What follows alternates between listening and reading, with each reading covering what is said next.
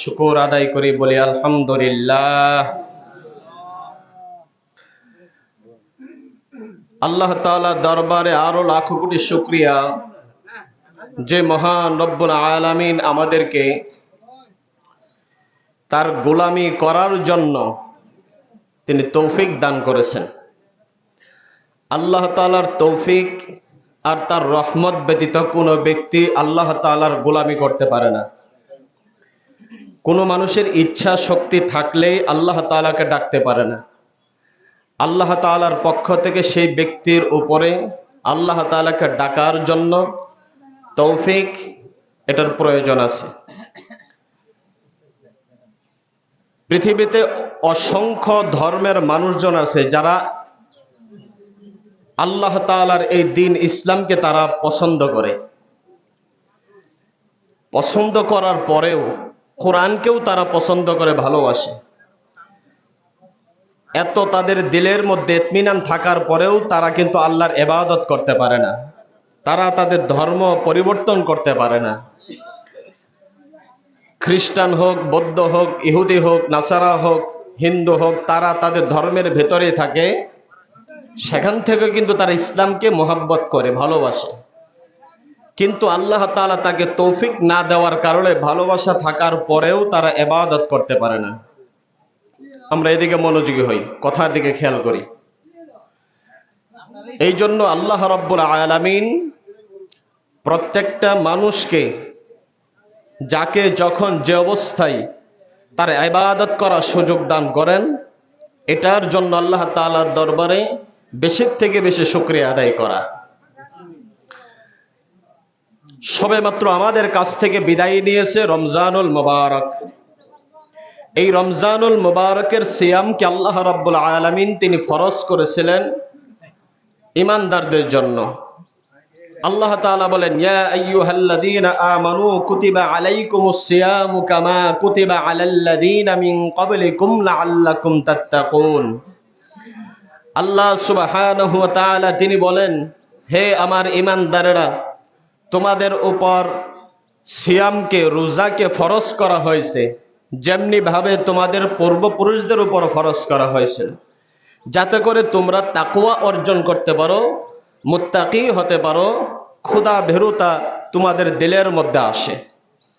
সিয়াম পালন করলে ঈমানদার যেই ব্যক্তি, সে যদি আল্লাহ তাআলার সন্তুষ্টির জন্য সিয়াম পালন করে, রোজা পালন করে, তার দিলের মধ্যে আল্লাহ তাআলার ভয়, তাকওয়া অর্জন হয়ে যায়। রোজার দুইটা সূরত রয়েছে। একটা মানুষকে যেমন পূর্ণাঙ্গ মানুষ তখনই বলা হয় যখন একটা তার দেহ থাকে এবং তার ভিতরে রূহ থাকে, প্রাণ থাকে, কলব থাকে, তখন মানুষটাকে একটা পূর্ণাঙ্গ মানুষ বলা হয়। ঠিক তেমনিভাবে একটা রোজাকে পূর্ণাঙ্গ রোজা, সিয়াম তখনই বলা হয় যখন রোজা তার দুইটা সূরত পাওয়া যায়।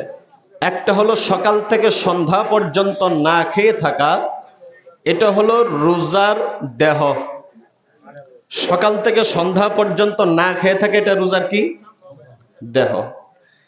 আর তার প্রাণ হচ্ছে, তার কলব হচ্ছে আল্লাহ তাআলা সমস্ত নিষিদ্ধ কাজগুলি থেকে, হারাম থেকে, গুনাহ থেকে বেঁচে থাকা, তার আদেশগুলি পালন করা, এটা হচ্ছে রোজার কলব। যদি কোনো মানুষ শুধুমাত্র সকাল থেকে সন্ধ্যা পর্যন্ত না খেয়ে থাকছে কিন্তু সে কোনো হারাম কাজ থেকে, গুনাহের কাজ থেকে নিজেকে বিরত করতে পারে নাই, চোখের দ্বারায় তার যে গুনাহ হয়, এটা রোজার আগে রোজা না রেখেও সে যেভাবে গুনাহতে অভ্যস্ত ছিল, রোজা রেখেও সে চোখ দ্বারা একই গুনার কাজ করে।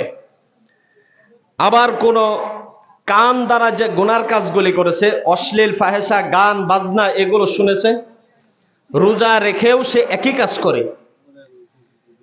হাত দ্বারা যত অন্যায় কাজ করেছে রোজার আগে, রোজা থাকার পরও হাত দ্বারা সে একই অন্যায় কাজগুলি করে। মোট কথা, তার সমস্ত অঙ্গ প্রত্যঙ্গের দ্বারাই সে গুনাহের কাজের মধ্যে লিপ্তই থাকে রোজা রেখে। তাহলে বুঝতে হবে ওই ব্যক্তির দেহ আছে কিন্তু প্রাণ নাই। এখন কোনো মানুষের যদি দেহ থেকে প্রাণ না থাকে আমরা তাকে কি বলি? বলেন কি বলি? মৃত মানুষ বলি, লাশ বলি। যেটার দেহটার কোনো দাম নাই, তাড়াতাড়ি তাকে দাফন কাফনের ব্যবস্থা করা, জানাজা পড়ে, এটাই হলো একমাত্র কাজ। তার যত টাকা পয়সায় কোটিপতি থাকুক না কেন, ওই সম্পত্তির সাথে এই মৃত দেহটার কোনো সম্পর্ক নাই। স্ত্রীর সাথে তার সারা জীবনের একটা বন্ধন ছিল, তার মৃত্যু হওয়ার মাধ্যমে তার সাথে সমস্ত বন্ধন ছিন্ন হয়ে গেছে। তার সন্তানের বন্ধন, ভালোবাসা, মোহাব্বত, এগুলো সব ছিন্ন হয়ে গেছে। দুনিয়ার সমস্ত কাজ কারবার তার সাথে ছিন্ন হয়ে গেছে। এখন তার একটাই হলো কাজ, তার জন্য যে তাকে তাড়াতাড়ি দাফন কাফনের ব্যবস্থা করা জানাজার মাধ্যমে। এছাড়া এই দেহটার এই পৃথিবীতে আর কোনো কাজ নাই। যদি কেউ রেখে দেয় এটা হলো অযথা। ঠিক তেমনি ভাবে কোনো মানুষের যখন সকাল থেকে সন্ধ্যা পর্যন্ত সে না খেয়ে থাকলো, এটা তার দেহ হয়ে গেল। শুধুমাত্র না খেয়ে থাকার কারণে এটা তার দেহ হবে। যদি আল্লাহ তাআলার সকল হারাম নিষিদ্ধ কাজ থেকে তার হাত, পা, চোখ, কান, নাক, জবান কোনো কিছু যদি গুনাহ থেকে বাঁচাইতে না পারে, তাহলে এটা হল একটা মৃত রোজা, প্রাণহীন একটা সিয়াম। এই সিয়ামের সে কি প্রতিদান পাবে, এর বিনিময় কি পাবে, এটা প্রত্যেকটা মানুষ আমরা নিজে থেকে বুঝতে পারবো। আল্লাহ তাআলা বলেন, লাআল্লাকুম তাত্তাকুন, সিয়াম পালন করলে তোমার মধ্যে তাকওয়া অর্জন হয়ে যাবে। কিভাবে তোমার তাকওয়া অর্জন হবে? রোজা রাখলে পরে একটা রোজাদার সব সময় সে তার এই খেয়াল তার দিলের মধ্যে থাকবে, আমি রোজা রেখেছি। জবান দ্বারা কোনো ফাহেসা কথা বলা যাবে না, মিথ্যা কথা বলা যাবে না। জবানকে আমার হেফাজত করে রাখতে হবে, কারণ আমি সিয়াম পালনকারী, আমি রোজা রেখেছি। এই যে একটা তার ধারণা তার দিলের মধ্যে সৃষ্টি হয়ে গেছে, যে ধারণা হওয়ার কারণে ওই ব্যক্তি তার জবানকে হেফাজত করতে পেরেছে, ওই ব্যক্তির তাকওয়া অর্জন হয়ে গেছে। 2 নাম্বার হলো, রোজা রাখা ব্যতীত যে মানুষটা অন্য সময় তার চক্ষু দ্বারা গুনাহের কাজের দিকে সব সময় তাকায় থাকতো, গুনার জিনিস দেখতো, অশ্লীল ফাহিশা জিনিসগুলি দেখতো, বেগানা নারীদের দিকে সব সময় দৃষ্টিপাত করে রাখতো, তার দিলের মধ্যে কোনো প্রকার ভ্রুক্ষেপ হতো না। এই মানুষটা সিয়াম পালন করার পর যখন তার দিলের মধ্যে এমন ধারণা তৈরি হয়ে যাবে, আমি রোজা পালন করেছি, আমার এই চক্ষু দ্বারা অন্য কোনো বস্তুর দিকে আর তাকানো যাবে না যেগুলো আল্লাহ নিষেধ করেছেন। বেগানা কোনো যুবতী মেয়ের দিকে তাকানো যাবে না, অন্য কোনো অশ্লীল নাচ গান সিনেমা এগুলো কখনো দেখা যাবে না। এই যে তার দিলের মধ্যে এমন একটা ধারণার সৃষ্টি হয়ে যায়, আল্লাহ তাআলা বলেন এটাই হলো সিয়ামের আসল ফলাফল। ওই সিয়াম পালনকারীর অন্তরের মধ্যে এমন ধারণা জাগবে, আমি রোজা পালন করেছি, আমার এ হাত দ্বারা কাউকে অন্যায়ভাবে কোনো ক্ষতি করা যাবে না, এ হাত দ্বারা আমার অন্য মানুষের গায়ে অন্যায়ভাবে হাত দেওয়া যাবে না, মানুষকে ঠকানো যাবে না। যত গুনাহের কাজ আছে, গুনার কাজ থেকে নিজের হাতটাকে হেফাজত করে রাখবে। আর তার দিলের মধ্যে থাকবে, আমি সিয়াম পালন করেছি, আমার দ্বারা এই হাত দ্বারা আর কখনো অন্যায় কাজ করা সম্ভব নয়। এই ধারণা তার অন্তরের মধ্যে যেমন ভাবে তৈরি হয়ে যাবে, ওই রোজাদার ব্যক্তি অবশ্যই বুঝে নেবে তার তাকওয়া অর্জন হয়ে গেছে। সিয়াম পালন করলে পরে রোজার মাসে মানুষ তাকে নিজেকে যতটা সংবরণ করে রাখতে পারে, নিয়ন্ত্রণ করে রাখতে পারে গুনাহের কাছ থেকে, আর নামাজ এবং অন্যান্য হুকুম আহকামগুলি পালন করার ক্ষেত্রে নিজেকে যেভাবে জাগিয়ে তুলতে পারে, এই অবস্থা যখন তার মধ্যে সৃষ্টি হয়ে যাবে, গুনাহ করলে অন্তরের মধ্যে ব্যথা লাগে, গুনাহ করলে নিজের উপরে নিজেকে রাগ হয়, অনুতপ্ত অনুশোচনা চলে আসে, এটা যখন চলে আসবে ইমানদার বুঝে নেবে আমার তাকওয়া অর্জন হয়ে গেছে। গুনাহ করলে দিলে দিলে খারাপ লাগবে, নিজে নিজে অনুতপ্ত অনুশোচনা নিজের মধ্যে নিয়ে আসবে। বুঝতে হবে সিয়াম পালন করার দ্বারাই ওই ব্যক্তির তার আত্মশুদ্ধি হয়ে গেছে, তার সাধনা হয়ে গেছে। আর যদি রোজা রাখার পর, রোজা রাখার আগে ওই ব্যক্তির অন্তরের মধ্যে গুনাহ করলে কোনো অনুতপ্ত অনুশোচনার কোনো ভাব তার দিলের মধ্যে আসতো না, সে যেমনি ইচ্ছায় সেমনি চলাফেরা করত, গুনাহ করতেছে স্বাভাবিক অবস্থায়, কোনো অনুতপ্ত নাই। রোজা রাখার পরও তার একই অবস্থা, চোখ দ্বারা গুনাহের জিনিস দেখে, কোনো দিলের মধ্যে ব্যথা নাই, অনুতপ্ত নাই, অনুশোচনার আগুন তার দিলের মধ্যে জ্বলে না। চোখ দ্বারা গুনাহ করে, জবান দ্বারা গুনাহ করে, হাত দ্বারা গুনাহ করে, নামাজ না পড়ে সে ঘুমায় থাকে, মানুষকে ঠকায়, মানুষকে কষ্ট দেয়, আল্লাহর সমস্ত হকগুলি নষ্ট করে, বান্দার সমস্ত হকগুলি নষ্ট করে, বিন্দু পরিমাণ তার দিলের মধ্যে ব্যথা নাই, আবার রোগটা রোজাও রেখেছে। তাহলে তার দিলের মধ্যে যখন গুনাহের কাজ করলে যদি ব্যথা না লাগে, নেক কাজ করলে যদি আনন্দ না লাগে, মজা না লাগে, তাহলে বুঝতে হবে ওই ব্যক্তি সিয়াম পালন করার দ্বারাই তার তাকওয়া অর্জন হয় নাই। রোজা আমাদেরকে কি শিখাইয়ে দিল? এই দীর্ঘ 1 মাস সিয়াম সাধনা আমাদেরকে শিখাইয়ে দিল। রমজান মাসে তুমি রোজা রাখার কারণে যে পরিমাণ তোমার নিজেকে নিয়ন্ত্রণ করেছো গুনাহের কাছ থেকে, সব সময় কি তোমার দিলে ছিল যে আমি খারাপ কথা বলবো, এটা আমার আল্লাহ দেখতেছেন। আমি চক্ষু দ্বারা, কেউ পৃথিবী দেখে না, আমার চোখ দ্বারা আমি একটা অশ্লীল জিনিস দেখবো। কি কন, যুবকেরা রাস্তা দিয়ে হাঁটে, পাশ দিয়ে কোনো যুবতী মেয়ে যায়, এমন ভাবে আর চোখে তাকায় থাকে, পাশে যে আছে সেই ব্যক্তিও বুঝে না। এবং এটাও আছে কিরামান কাতিবিন হাম খবর রেস, কিরামান কাতিবিন দুইজন যে ফেরেশতা আছে তারা লেখক, এরা নিজেরাও ধরতে পারে না যে কোন চোখ দিয়ে চোখের ইশারায় কি কথা বলে। কথা বুঝতে পেরেছেন? কিরামান কাতিবিন যে ফেরেশতা, এরাও ধরতে পারে না চোখের ইশারায় কোন দিকে তাকায় থাকে, ইশারা দ্বারা কি কথা বলে। আল্লাহ তাআলা বলেন ইয়ালামু খাইনাতাল আইনি ওয়া মা তুখফিস সুদূর, ফেরেশতারাও ধরতে পারে না, কিন্তু আমি আল্লাহ তাআলা সেটা জানি। এত সুযোগ থাকার পরেও ইচ্ছা করলেই আড়াল চক্ষু করে সবকিছু সে দেখতে পারে, বুঝতে পারে, চোখের ইশারায় সবকিছু কথা বলতে পারে। আল্লাহ তাআলা বলেন এটা যে সেই ব্যক্তি চক্ষুকে নিয়ন্ত্রণ করে রাখে, চাইলেই দেখতে পারে, ফেরেশতারাও দেখার কোনো ক্ষমতা নাই। এই অবস্থার মধ্যে বান্দা যখন তার দিলের মধ্যেই ভয় থাকবে আমার আল্লাহ আমাকে দেখতেছেন, আমি সিয়াম পালনকারী, এই একটা ভয় অন্তরের মধ্যে তৈরি হয়, এটাই হলো রোজার সফলতা। আল্লাহ তাআলা বলেন এই যে একটা ভয় রোজা রাখার কারণে তোমার দিলে তৈরি হয়েছে, এটা রোজা যাওয়ার পরেও যেন তোমার দিলের মধ্যে থাকে। সুবহানাল্লাহ গান। রোজা রাখার দ্বারাই তোমার কান যেমন হেফাজতে ছিল, ইচ্ছা করলে হেডফোন কানের মধ্যে লাগিয়ে সারা রাত তুমি ঘরের মধ্যে দরজা জানালা বন্ধ করে, বাতি বন্ধ করে তুমি গান শুনতে পারতে, দুনিয়ার কোনো মানুষ তোমাকে দেখতো না। শুধুমাত্র তুমি কেন শোনো না? এত সুযোগ থাকার পরেও এটা একমাত্র আল্লাহর ভয় তোমার অন্তরের মধ্যে ছিল, এই ধারণা দিলে দিলে ছিল পৃথিবীর কেউ না দেখুক, একমাত্র কে দেখে? আমার আল্লাহ আমাকে দেখতেছেন, আমি যত অন্ধকারের ভেতরে থাকি না কেন, যত পৃথিবীর কোনো মানুষ দেখুক না কেন, আমি সবার চোখের অন্তরালে গুনাহের কাজের মধ্যে লিপ্ত হয়ে গেছি। এই গুনাহের কাজের মধ্যে আমি লিপ্ত হলে কেউ দেখবে না। এত সুযোগ থাকার পরেও যখন সে আল্লাহর ভয়ে নিজেকে, নিজের কানকে হেফাজত করে রাখবে, এটাই হলো ওই ব্যক্তির জন্য রোজার সফলতা। আল্লাহ তাআলা বলেন এই সফলতা তুমি রোজার পরেও ধরে রাখবে।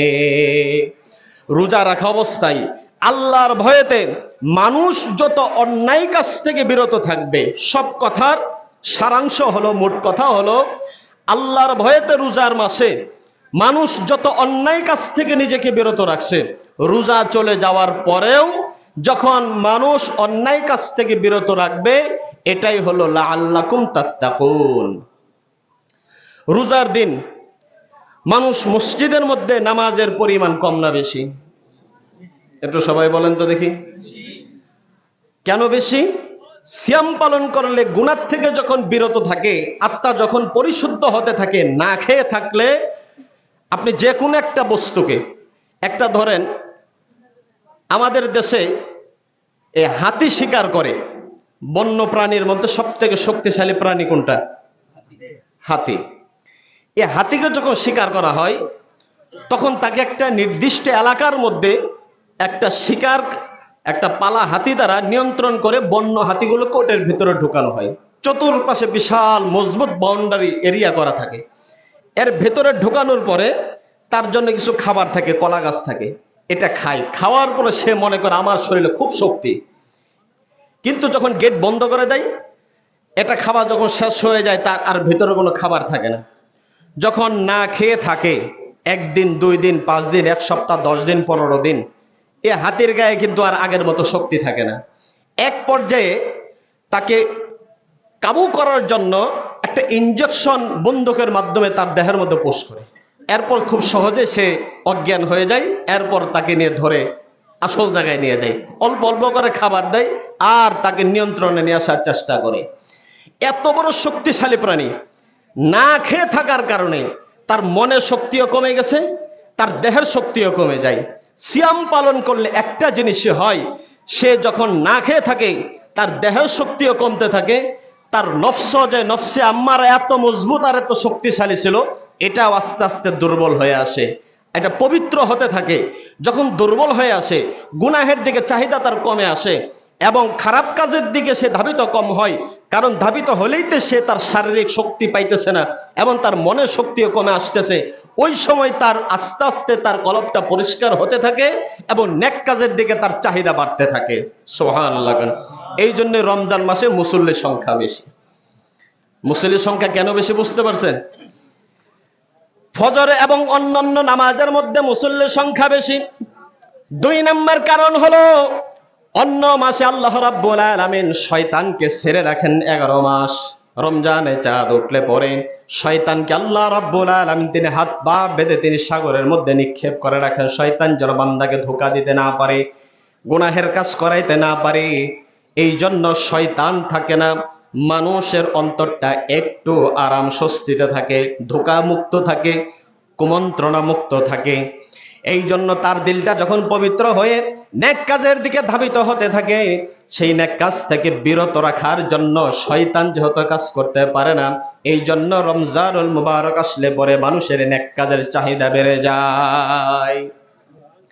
এই কষ্ট করে সিয়াম সাধনা পালন করার পর দেখবেন এখন রমজান চলে গেছে, মসজিদের মধ্যে মুসল্লির সংখ্যা এখন কি আগের মতো না কম আছে? মোটামুটি 75% বিদায়। গত জুমায় আলোচনা করেছি, আল্লাহ তাআলা 1 মাস শয়তানকে যখন বন্দী করে রাখেন, বন্দী করার আগে তার কিছু অনুসারী দুনিয়াতে রেখে যান, পৃথিবীতে এরা বিচরণ করে। তাদের কিছু দলীয় লোকজন আছে শয়তানের, আছে না নাই? তাদেরকে কিছু দায়িত্ব দেয়া যায় যে আমি যাইতেছি 1 মাসের জন্য জেলখানায়, আমার অনুপস্থিতিতে তো তুমি কাজগুলি করবে। এরপরে শয়তান আসার পরে যখন জেলখানা থেকে মুক্তি পাইছে, চাঁদ ওঠার পরে আসার পরে সে খোঁজাখুঁজি করে যে আমার সমর্থকগুলি কোথায়, আমার কর্মীগুলি কোথায়, আমার দলের লোকজনগুলি কোথায়। দেখে অনেক মানুষ ভালো হয়ে গেছে, তার যে খাস খাস মুরিদান যারা ছিল তাদেরকে বলতে থাকে যে 1 মাস তো মোটামুটি আমি ছিলাম না, আমার কার্যক্রম চালায় নিছো, এখন খুঁজে দেখে আর কে কে আছে। তো মোটামুটি যেগুলো একটু দেদুল্যমান অবস্থায় থাকে এইগুলোর অল্প একটু ইশারা দিয়ে ঈদের দিন রাতেই নিয়ে নেই, আর যেগুলো একটু মজবুত ভাবে চলে গেছে দল থেকে, এইগুলো নিতে একটু সময় লাগে, বেশি মেহনত করা লাগে, তশকিল করা লাগে শয়তানের। আর যেগুলো দেখে যে না মোটামুটি এগুলো ভালো কাজের দিকে বেশি যায় না, নীরব ছিল, ওগুলো এক ইশারাতে চলে আসে। আর যেগুলো দেখে যে না এটা রোজার আগেও আমার নেতৃত্ব যা পালন করছে, রোজার মধ্যেও আমার অনুপস্থিতিতে সে একই কাজ পালন করছে, এদেরকে নিয়ে শয়তানের কোনো টেনশন নাই, আসার সাথে সাথে 2 বন্ধু এক হয়ে যায়। কথা কোন ঠিক কিনা? মানুষ রূপী শয়তান, জিন রূপী শয়তান, আল্লাহ রাব্বুল আলামিন উভয় শয়তান থেকে মানুষকে পানাহ যেতে বলেছেন। সূরা নাসের মধ্যে তিনি বলেন, কুল আউযু বিরাব্বিন নাস মালিকিন নাস ইলাহিন নাস, শেষে তিনি বলেছেন মিনাল জিন্নাতি ওয়ান নাস। মানুষ রূপী শয়তান থেকে আমি আল্লাহর কাছে পানাহ চাই, জিন রূপী শয়তান থেকে মানুষের আল্লাহর কাছে পানাহ চাই। শয়তানের কাজ যে মানুষগুলি করে, শয়তানের যে দায় দায়িত্বগুলি আছে, এগুলো যে মানুষ পালন করে তাকে বলা হয় মানুষরূপী শয়তান। কথা বুঝতে পেরেছেন? মানুষরূপী শয়তান শয়তানের প্রতিনিধিত্ব কাজ করে, এটাগুলোই আল্লাহ তাআলা বলেছেন এদের কাছ থেকেও নিজেকে তুমি বিরত রাখবে, আল্লাহর কাছে পানাহ চাবে, শয়তানের কাছ থেকেও নিজেকে তুমি আল্লাহর কাছে তুমি সুপর্দ করে দেবে। আল্লাহ রাব্বুল আলামিন শয়তানের কাছ থেকে মানুষকে বাঁচিয়ে দিতে পারেন। এরপর আল্লাহ রাব্বুল আলামিন তিনি বলেন আমার সিয়াম পালন যারা করেছে এই সমস্ত সায়েম ব্যক্তিদের জন্য 2টা খুশির বিষয়। কয়টা? রোজাদারদের যারা পূর্ণাঙ্গভাবে প্রাণযুক্ত এবং জীবিত রোজাদার যারা, যাদের রোজার দেহটাও আছে, রোজার প্রাণ আছে, এই সমস্ত ব্যক্তিদের ব্যাপারে আল্লাহ রাসূল সাল্লাল্লাহু আলাইহি ওয়াসাল্লাম তিনি বলেন, ওই সমস্ত রোজাদার ব্যক্তির জীবনের গুনাহ খাতা আল্লাহ তাআলা মাফ করে দেন। এটা হলো 1 নাম্বার পুরস্কার।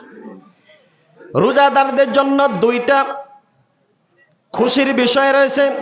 আল্লাহ রাব্বুল আলামিন তিনি বলেন, 1 নাম্বার খুশির বিষয় হলো সিয়ামের মাস চলে যাওয়ার পর শাওয়াল মাসের 1ম তারিখে রোজাদার ব্যক্তিদের জন্য একটা আমি ঈদুল ফিতরের দিন দান করে দিলাম, যেই দিনের মধ্যে আমার ইমানদার রোজাদার বান্দাগুলি তারা এক জায়গায় একত্রিত হয়ে আমি আল্লাহ সন্তুষ্টির জন্য 2 রাকাত নামাজ আদায় করবে আর নিজেদের মধ্যে আনন্দ ফুর্তির মধ্যে থাকবে।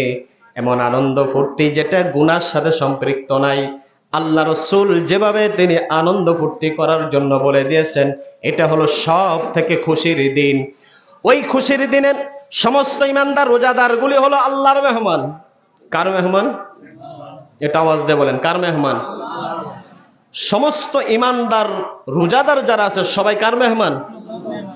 আল্লাহর মেহমান। ঈদগাহে যত ইমানদার মুসলমান রোজাদাররা একত্রিত হয়েছে, আল্লাহ বলেন এরা সকলে হলো আমার মেহমান। আর আজকে ঈদুল ফিতরের দিনে আমি আল্লাহ রাব্বুল আলামিন তাদেরকে মেহমানদারি করব।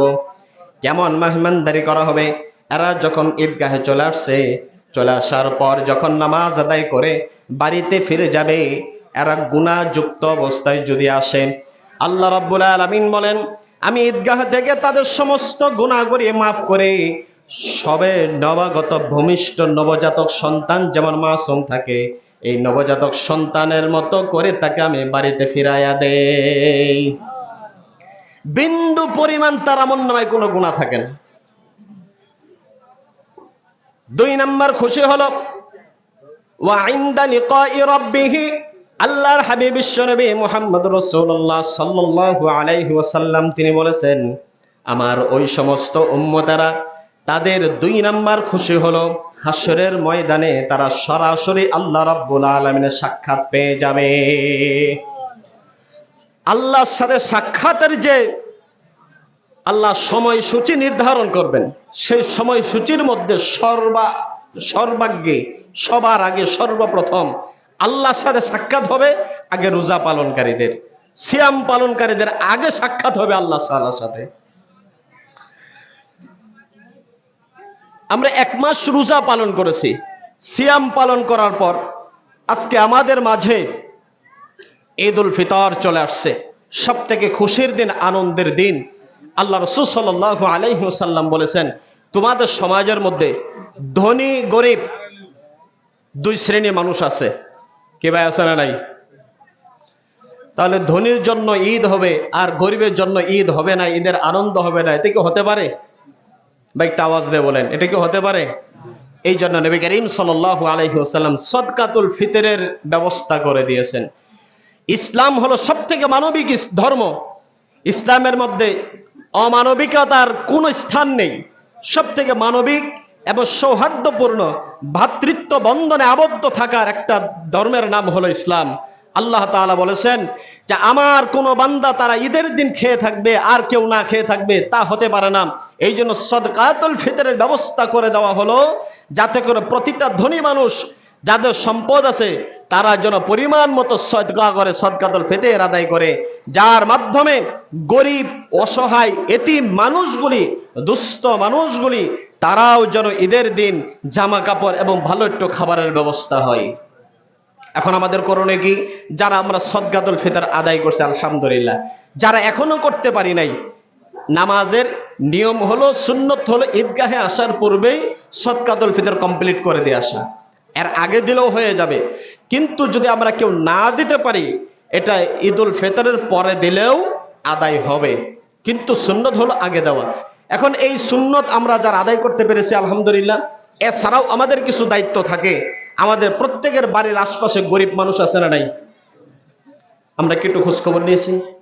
আমাদের কাজ হলো কি, প্রত্যেকের বাড়িতে গিয়ে একটু খোঁজ খবর নেওয়া যে আমার পাশের বাড়িতে একজন এতিম মানুষ আছে, অসহায় মানুষ আছে, গরিব মানুষ আছে।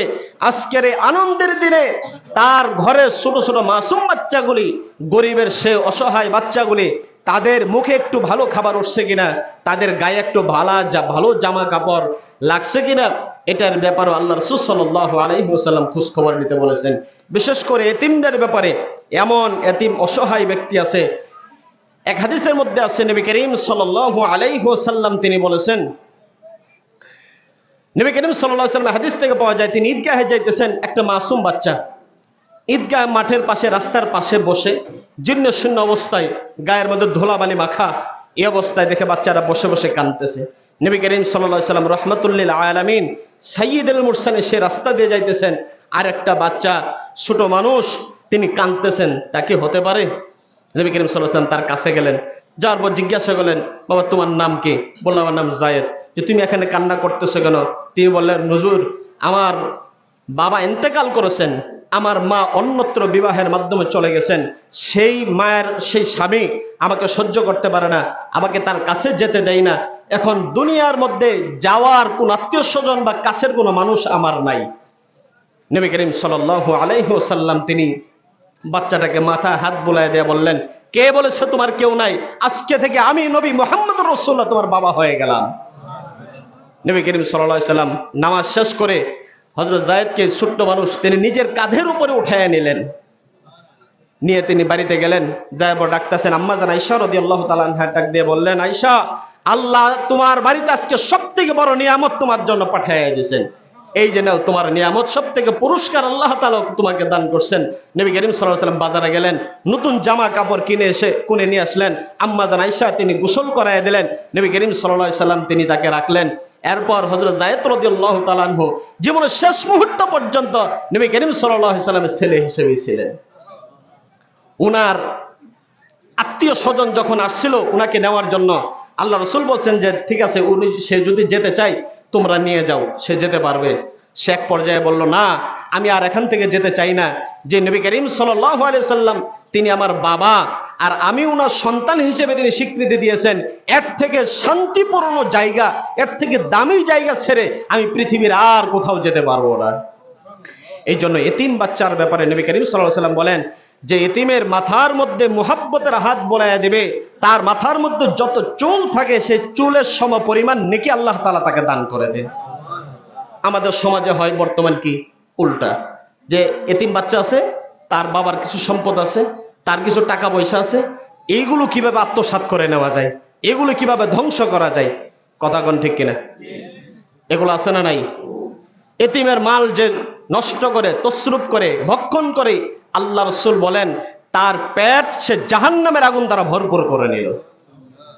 যেই ব্যক্তির দুনিয়া থাকতেই এতিমের সম্পদ ভক্ষণ করে তার জাহান্নামের আগুন দ্বারা সে পেটকে ভরে নিল, এর মরার পরে জায়গা কোথায় হবে? জান্নাতে কি যাওয়ার সম্ভাবনা আছে? নাই। এই জন্য আমাদের বাড়ির আশপাশে বিশেষ করে যারা এতিম বাচ্চা আছে, গরিব মানুষ, বাবা মারা গেছে, মা অন্যত্র চলে গেছে, অথবা মা মারা গেছে, এই ধরনের বাচ্চাদের, সন্তানদের আমরা খোঁজ খবর নেব ইনশাআল্লাহ। আল্লাহ তাআলা আমাদেরকে তৌফিক দান করে। কথা বলবো, কথা বলবো,